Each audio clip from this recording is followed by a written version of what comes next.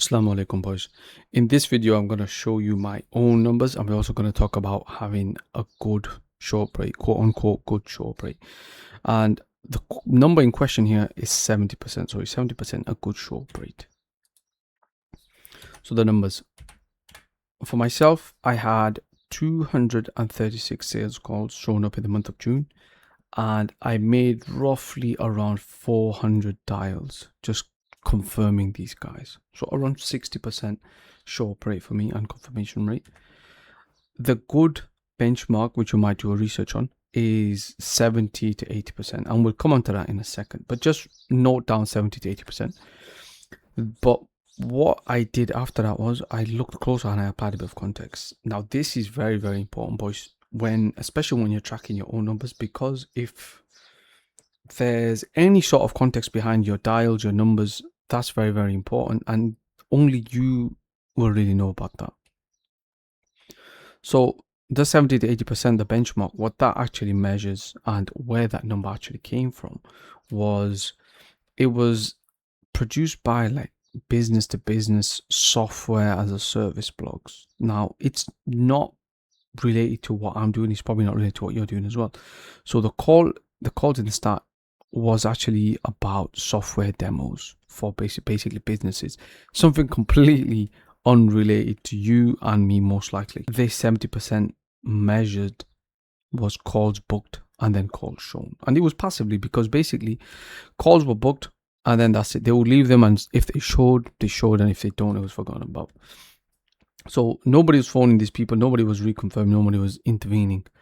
So the 70% it's not really a good benchmark to go after, boys. So for example, the benchmark call was warm pre-qualified lead. If they booked, they counted, and if they show, they show.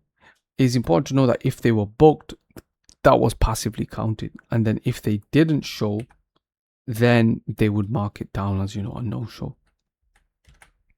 For me, mine's a little bit different. So my ticket is 4 to 7K ticket, but I intervene. So this is something that I do. I basically get them show up. I call them, I message them, I voicemail them. I basically get them show up. So it's a harder moment compared to the 70 to 80%.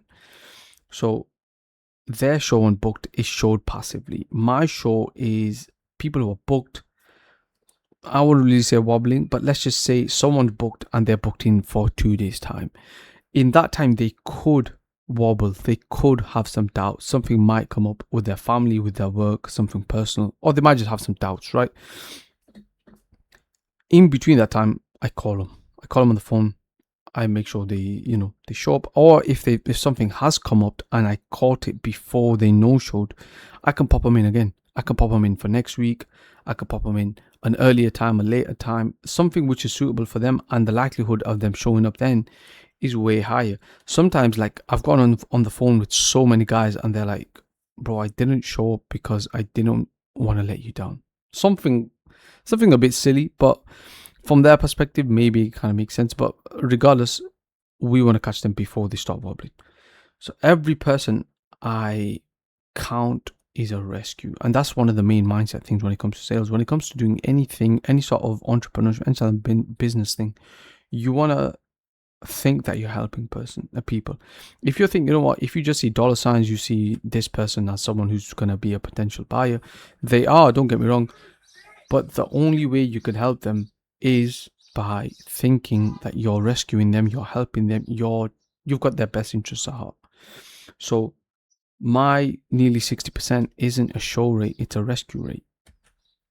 So what actually moves your rate? Yeah, like your rate might be way down low, so I'll tell you a couple of things to do. So it's not what you might think. It's not a fancy 3 text sequence. It's not a Calendly reminder plugin, although these things do help, but that's not what I do. So this is what I do. I call the person, I pick up the phone. If they don't answer, I call them again, and then I leave a voicemail as well, which is very, very important, because not sometimes, but most of the time, let's just say the person doesn't save your number, or if it's the first time you're calling them, they don't have your number saved anyway. And the likelihood is, the phones are very, very clever. It literally, I spoke to somebody yesterday and the guy said, bro, I didn't answer the phone because it said on my iPhone or whatever phone he had, it said likely spam. And then he goes, I listened to the voicemail and then I decided to call you back. So that's very, very important. And then if all of them don't work, the call number doesn't work, the voicemail doesn't work, then I text them. So for example, these are actually 2 texts that I send out. So I say, hey, name, just confirming our call today for 8 p.m. It's very, very simple. And if it's a Muslim lead, then I'll say, Assalamu alaikum, okay, we are all set for the call today at 8 p.m. inshallah. That's as simple as it gets. Wording changes obviously if the call is today or tomorrow. So you might be like, hey, confirming our call for tomorrow at whatever time. And then the tones changes slightly just because I've seen way more success. And the thing behind why we call always and why it's way better than a text is notification. It can be easily ignored. A voice on the phone is a conversation event. You cannot ghost a real conversation the way you ghost a message, because once they're on the phone with you, they're on the phone with you. Sure, they can cut you off, but as long as you say the right things, they'll give you a couple of minutes at least. And the thing is, once you get them to be like, yeah, I'm still on, the likelihood is they will show up. It's just getting through to them. And the thing is, coaches don't do this because it feels like it doesn't scale. And it can scale, and it does scale if you're at that point where you can basically get somebody to make the calls. Just having one setter can confirm dozens of calls a day, which is 100% true. And the thing is, the setter basically touches the phone. You never touch the phone, and the show rate just still holds. So have I ever thought about skipping it? Have I ever done any kind of test like not phoning, not texting, something like that? No, because I've never skipped it. I don't want to take that risk because it's common sense. It's common sense. Like for example, there's some days where I take off, where calls are still going through, but because I haven't confirmed them, the show rate definitely drops. The mechanism is obvious as well. Just think of it from a logical perspective. If you're phoning up somebody and you're like, bro, are you good for the call today? And then they're like, yeah, good for the call. Sometimes people will be like, yeah, what time was the call again? And they kind of forget. They like once you mention that, you had a call, they remember, but then they've forgotten what time it was. And say, for example, I didn't call, then they've completely forgotten about that call that day until you hit them up again. A lot of the times the no-shows just forget about it until like a couple of days after, and then the bro's like, yo, didn't I have a call booked with such and such person about such and such a topic? And then it's hard getting them back because as the day and minutes go on, the colder they get. So important thing to remember, boys, is the real benchmark isn't 70%, it's your own trend. So if you're seeing that, I'm getting more showed up calls, I'm getting more pickups, and because of the more shown up calls, I'm getting more sets, I'm getting more closes, you're making more money. It's obvious that you don't need to aim for 70%, just aim for higher than what you've already got.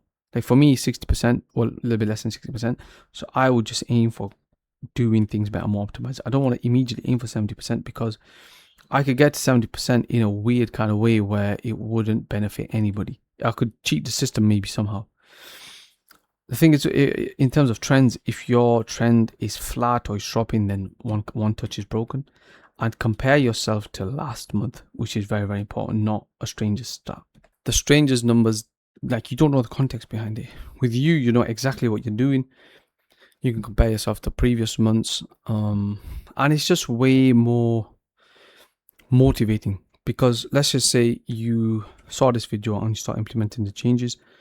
And the next month you're like, you know what, because I started doing this, my show up rate's gone up higher. I'm getting to talk to more people. More of my sets are being talked to. I'm getting like, basically you're just improving over the board. And because I'm doing this one thing, it's optimized the whole kind of, the whole flow. And then from that, you can start to implement other ideas, optimize other things. And then eventually you're like, bro, even though I'm at, say, 68%, you're making way more money.